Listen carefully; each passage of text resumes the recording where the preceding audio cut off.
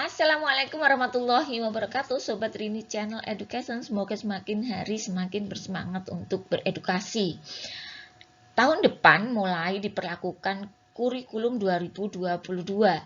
Kelompok kejuruan SMK rencananya naik dari 60% ke 70%. Namun faktanya setelah dianalisis dalam struktur kurikulum 2022, justru jam mengajar Bapak dan Ibu turun drastis.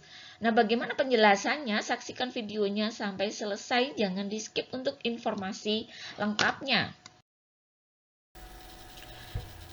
Meskipun kurikulum 2022 atau kurikulum prototipe di tahun ini belum menjadi kurikulum wajib dan merupakan kurikulum opsional bagi sebagian sekolah, namun dengan maraknya sosialisasi dari pemerintah, maka kita sebagai guru harus bersiap apabila tahun depan sekolah kita sudah melaksanakan kurikulum 2022 ini.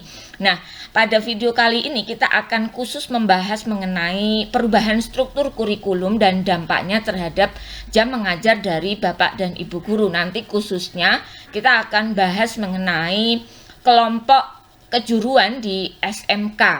Nah, menurut aturannya akan terjadi peningkatan ya dari jumlah total kelompok kejuruan itu dari 60% menjadi 70%. Jadi jelas untuk mata pelajaran umum itu akan mengalami penurunan sebesar 10% dari yang tahun lalu adalah sebesar 40%, turun menjadi 26%. Nah, tidak hanya itu saja Bapak dan Ibu, karena ternyata jumlah secara keseluruhan dibandingkan dengan jumlah jam mengajar dari struktur kurikulum tahun lalu dibandingkan dengan kurikulum 2020 ini ternyata terdapat perbedaan yang cukup besar.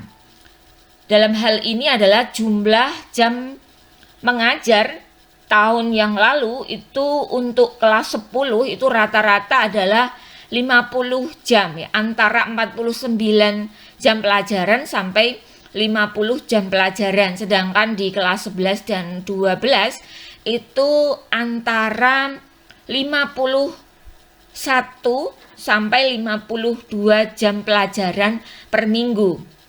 Nah, untuk di kurikulum prototipe ini itu nanti akan kita sama-sama lihat berapa jumlahnya.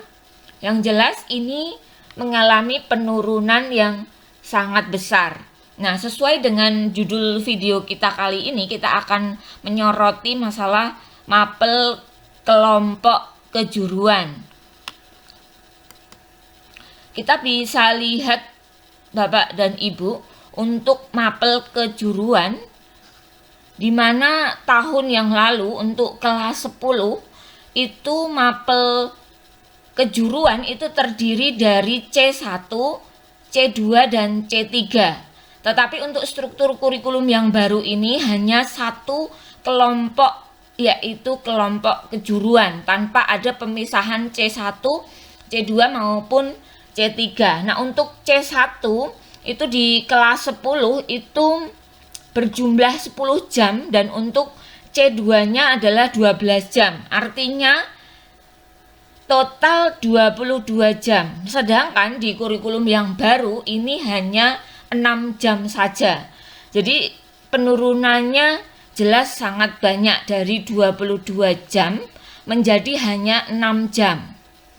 Kemudian untuk kelas 11 dan kelas 11 terlebih dahulu itu tahun yang lalu itu C3-nya itu berjumlah 24 jam pelajaran. Sedangkan di struktur kurikulum 22 nanti adalah hanya 15 jam pelajaran. Kemudian untuk C3 di kelas 12 itu dari 25 jam turun menjadi 17 jam pelajaran. Nah, kita bayangkan saja pada tiap kelas itu terjadi penurunan rata-rata adalah hampir 10 jam pelajaran. Nah, ini tentu menjadi pertimbangan tersendiri Bapak dan Ibu. Sedangkan untuk total jam pelajarannya bisa sama-sama kita lihat. Jadi totalnya itu untuk kelas 10 ya, setelah ditambah dengan mapel proyek itu adalah 46 jam ya, dari yang semula 50 menjadi 46 jam. Kemudian untuk kelas 11-nya setelah ditambah dengan proyek maka menjadi 46 jam. Kemudian untuk kelas 12-nya itu 46 jam. Dan jangan lupa Bapak dan Ibu, ini mapel atau kegiatan praktek kerja lapangan itu masuk dalam struktur kurikulum. Artinya ya memang ini termasuk beban mengajarnya. Ini di sini tidak ada sama sekali di semester 2 ini free. Nah, nanti tergantung di kebijakan sekolah masing-masing apakah ini benar-benar free, tidak ada jam pelajaran sama sekali, atau masih ada kebijakan yang lain. Nah, tentunya kita nanti akan juga menyesuaikan dengan kebijakan sekolah. Nah, untuk SMK ada karakteristik tersendiri untuk proyek penguatan profil Pancasilanya ya. Tentu ini akan berbeda dengan di SMA. Nah, apa itu perbedaannya?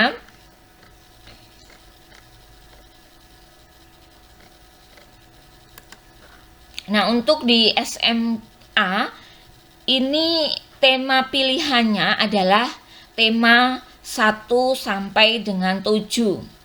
Sedangkan untuk SMK itu hanya 2 poin yang esensi ya di jenjang SMK, yaitu poin 8 dan 9, yaitu proyek bertema kebekerjaan dan budaya kerja industri. Artinya memang karakteristik di SMA dan SMK ini harus benar-benar terlihat dalam menentukan topik yang dikembangkan dalam proyek pelajar Pancasila ini.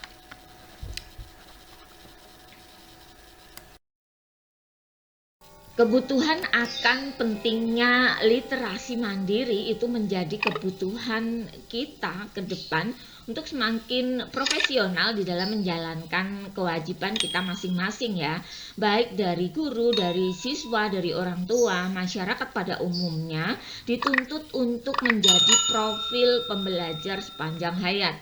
Karena pada hakikatnya selama kita hidup maka kita perlu terus untuk belajar. Setiap peristiwa, setiap kejadian itu adalah proses pembelajaran. Nah, simak terus video-video dari Rini Channel Education. Jangan lupa dukung Rini Channel Education dengan cara mensubscribe bagi yang belum subscribe ya, agar Rini Channel Education semakin hari semakin bersemangat untuk memunculkan video-video baru yang tentunya menarik untuk kita simak bersama ya. Juga nilai edukasinya semakin kita rasakan ya. Semangat berbagi, semangat belajar, semangat berbagi. Demikian ya, terima kasih untuk selalu setia menonton Rini Channel Education ya. Assalamualaikum warahmatullahi wabarakatuh.